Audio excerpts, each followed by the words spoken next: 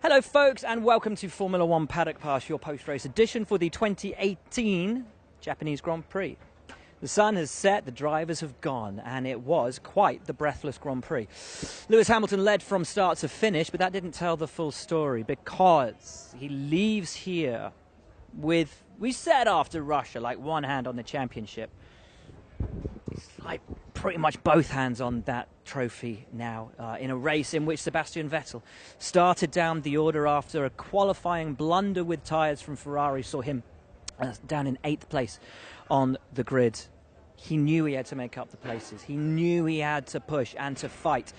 And when he came up to Max Verstappen, did he fight too much too soon, take a chance he didn't need to? Fact is, he needed to take chances. He took it, it didn't pay off. Contact, Seb's to the back of the field and fighting through, and ultimately on a day when Ferrari hoped they could win, they came home not even in 3rd and 4th, but in 5th and 6th. Verstappen came back, got a penalty for contact with Raikkonen early on in the race, served that penalty at his pit stop, still managed to monster through into 3rd place and very nearly passed Valtteri Bottas for 2nd in the closing laps. It was a great race. It was a real thrill show, as Suzuka always is. Lewis Hamilton, though, is your winner. Valtteri Bottas came home 2nd, just from Max Verstappen in 3rd. Lewis, is there ever such thing as a comfortable win in Formula One? And if there is, was today it? A comfortable win? I don't know. I don't think you're ever really comfortable until you see that flag.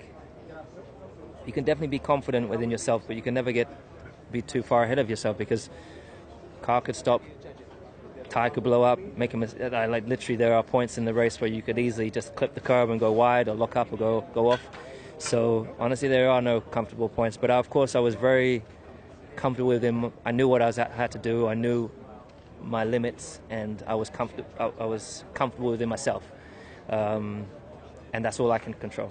But it was a great feeling, this race, to get the start off right and then manage it really well, pull that gap that I did and manage the tyres the way I did. I think when you're out in the lead, you have a different race to when you're further back, and there are different targets and different things that you try to perfect and do well.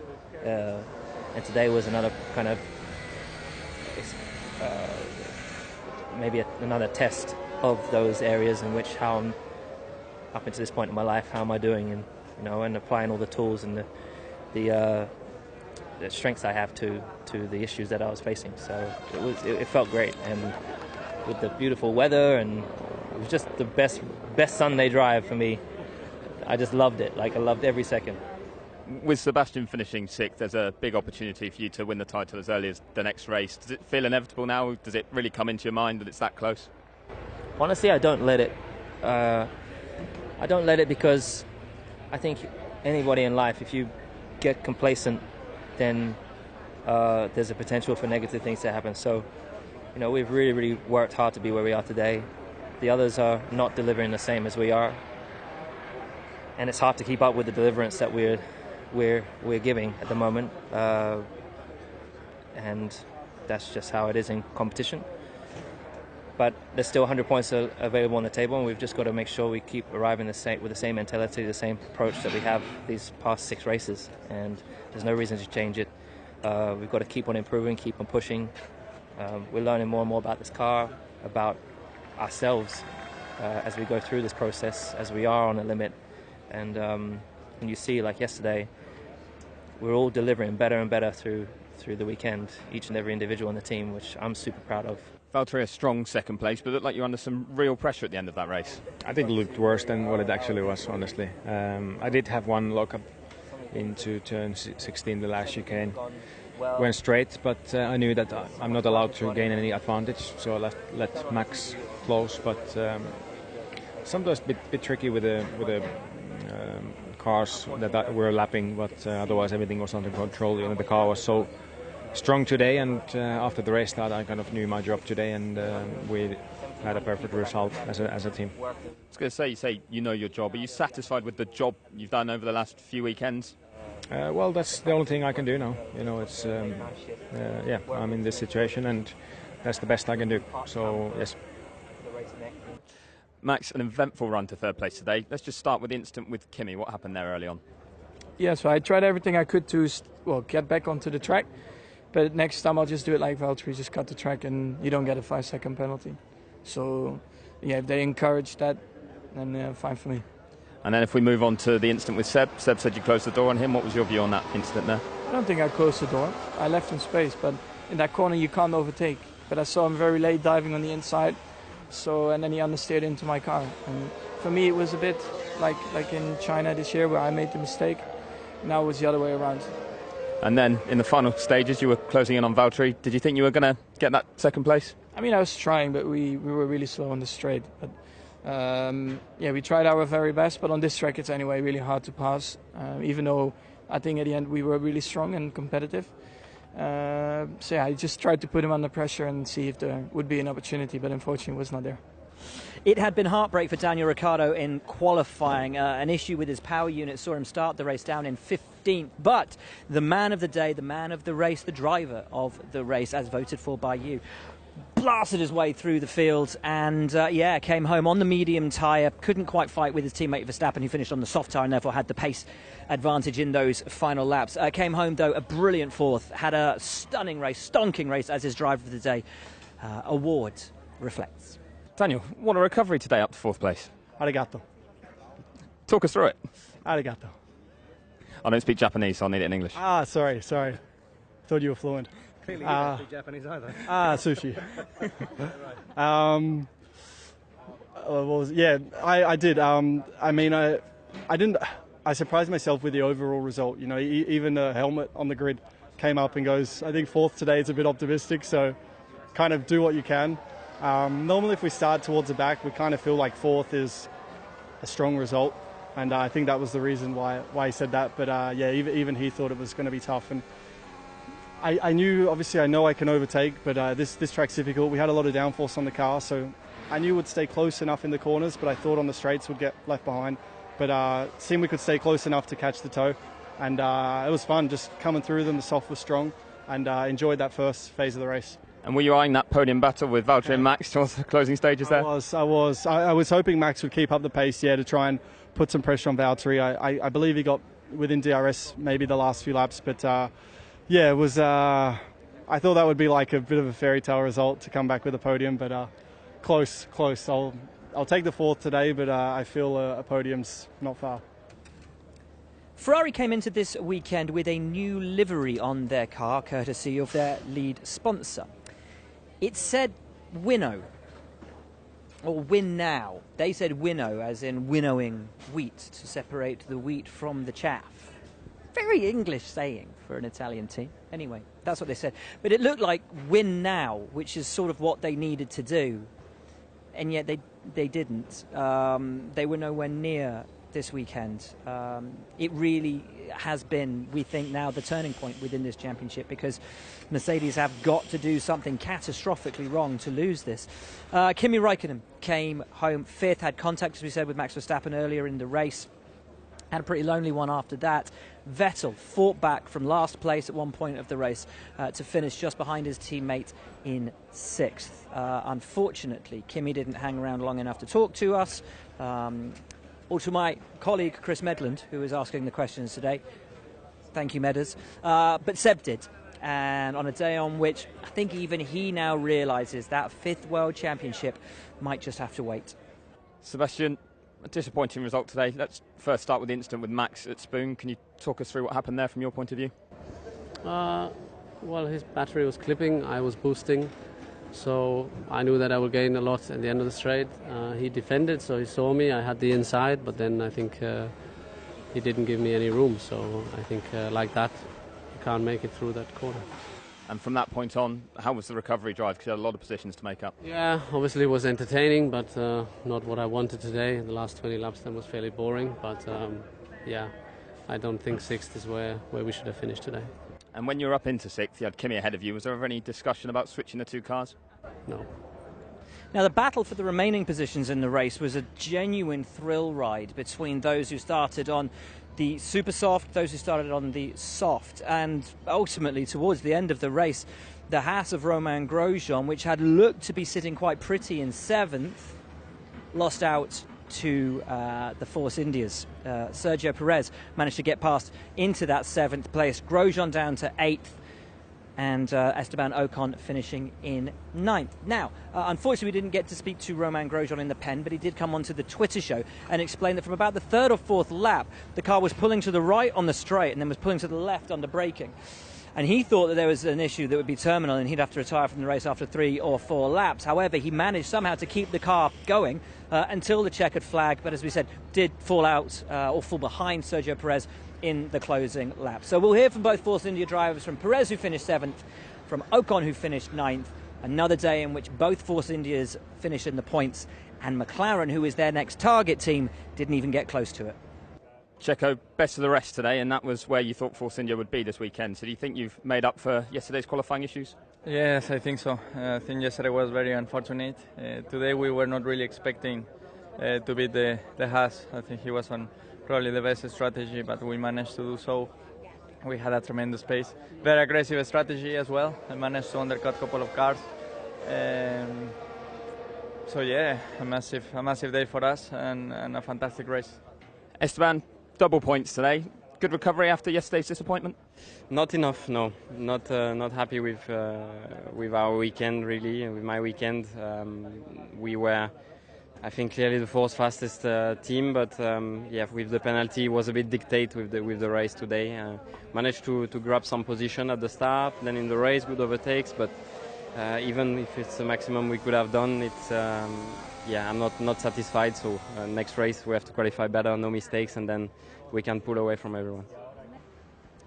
Renault have had a really difficult couple of races. They've gone massively off the boil in that battle in the midfield. Just seem to have lost all of their pace. But this weekend they managed somehow to turn a sow's ear into a silk purse. Not so for Nico Hülkenberg, who retired from the race. Something was up at the rear of his car, so they called him in. Better to be safe than sorry. But Carlos Sainz, who had been sort of on the outer edges of the top 10 for most of the day, blasted through in the final laps to break Japanese hearts and deny Pierre Gasly and Toro Rosso that final World Championship point. It may not seem like much, but 1 point today for Renault, given their recent struggles, was a very good return. It was good fun, to be honest. Very good race from the team, from my side. Really good start. That is exactly what we needed to get into the pack of the points, and then overtaking Hartley at the beginning of the race. Then stopping for the medium tire and overtaking again the Saubers and all those cars was great fun. And yeah, for us, a point here, we simply did the best we could. You know, it's very good result for us. Just in those closing laps, chasing down Pierre, were you certain you were going to get him, or did you have to push like hell? I had to push. The only issue there was the brakes. I was having a lot of pulling on the braking. I had one disc that was working and the other not. So I had to be very careful while following him because I had really no grip on the braking. But I knew that if I could manage to get a couple of good break-ins yeah, I could do the move easily. And so down here to Toro Rosso, and as we've said, it was a day on which they had hoped to finish in the top 10. Both drivers starting high up the order, and it had started to look like a really good day, particularly for Pierre Gasly, who had a wonderful race, fought incredibly hard, but only to be denied at the last by Carlos Sainz in the Renault. It wasn't such a pretty day for Brendan Hartley. He'd had such a great qualifying, qualifying and starting the race ahead of his teammate, Frenchman Pierre Gasly. But in the race itself, almost from the moment the lights out, it all started to go wrong for him on a day on which his team boss had said Brendan needs to keep finishing ahead, or needs to start finishing ahead of Pierre Gasly. Couldn't quite do it today, though.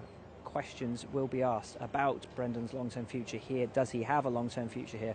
Who knows? But for today, on a day which we said that promised so much for Honda and for Toro Rosso, yeah, it's going to be a bit of a disappointing one tonight. Pierre, that was a race that promised so much with the starting positions, but just faded away in the second half from you. Yeah, pretty much summed up. Good start. I overtook Brendan at the start, and then after the first stint was great. I felt good behind Roma, and I was pretty close.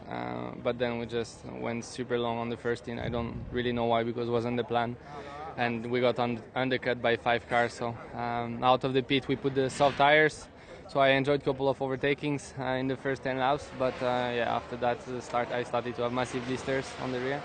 And yeah, rear tires were square at the 20 laps before the end, so I was trying to survive at the end.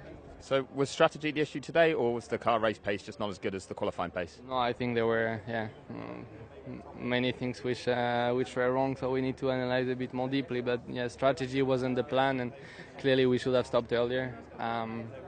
Soft were not really the right tires. We should have put the mediums, but then after, it's always easier, to find out after the race. So no, we didn't make the right choice, but sometimes it happens. Just a shame after the good qualifying of yesterday. A very eventful race for Sauber today. Ultimately, no points for them on the board, but they had a great couple of tussles throughout the race, particularly Charles Leclerc, who at one point was racing, was attacking, was defending. He was doing everything really today. He had an absolute thriller of a race. It didn't end well for him, though. Something broke on the car going down through Degner, and he became the third and final retirement of the race. Charles, a slightly early end for you today. Just tell us what happened there when you went off at Degner. We don't know yet. We're investigating the issue on the data. It's not clear yet whether it's from the front left or the rear right. But yeah, I mean it happens sometimes, and failures happens. And what about your view of that early incident with Kevin Magnussen? Oh well, I don't really know what to say, to be honest. From the cockpit, it seems quite clear. I haven't seen the images from the outside yet, but I think there was a similar situation in Spa 1 or 2 years ago with Raikkonen and Verstappen, and then I think we all agreed, saying that it was wrong to do such a move at high speed, and yeah, today it has been allowed. So I just need some clearances on that, so to know what I can do in the future to defend my position. Time was when McLaren were beating Williams. It was at the end of an absolute thrill ride. Today, McLaren beating Williams meant finishing in 14th and 15th place. Oof. Fernando, just saw you having a word with Lance Stroll there. Was that talking about the start of the race?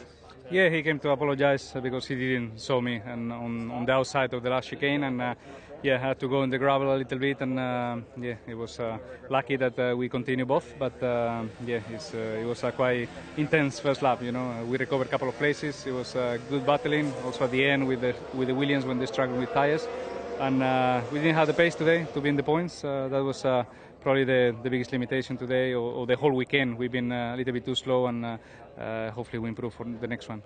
So down here at Williams, and another tough weekend for the once mighty team. The last two classified drivers in the race. And we're going to hear from Lance Stroll. Sergei Sirotkin couldn't ultimately talk to the press. He talked to a few crews, but then had to leave. He was called in for a drugs test post-race and got a bit kind of woozy, so he's been taken a little bit ill. So we wish him well, and hopefully he gets better in time for Austin.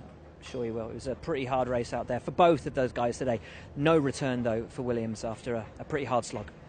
Lance, we saw you have a word with Fernando when you walked into the pen. What was that discussion about? I just wanted to say no hard feelings on the first lap. I know things got heated, and yeah, we both got penalties, so yeah, it's just typical first lap stuff, and yeah, just wanted to settle it. Went wide in 130R, overtaken around the outside, and then yeah, when I came back on the track, I had a lot of crap on my tires, and I didn't really judge the braking zone very well, and then we made some contact, and he went straight on. So yeah, he gained a massive advantage, but at the same time, I didn't give him much room. So it's just one of those typical racing incidents on the first lap. So that is your lot from Paddock Pass here in Suzuka. It's been a mega weekend, as it always is here in Japan, and a thriller of a race.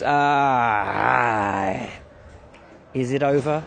Can Ferrari find something? Saw a stat earlier. I'm going to bring it up on my phone because numbers have never been my strong point. Point standings after 17 races of 2017. Lewis Hamilton 331 points, Sebastian Vettel 265. Point standing after 17 races of 2018. Lewis Hamilton 331 points, Sebastian Vettel 264.